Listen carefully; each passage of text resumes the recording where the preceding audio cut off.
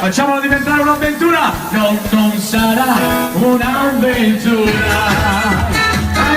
Questo amore è fatto solo di poesia.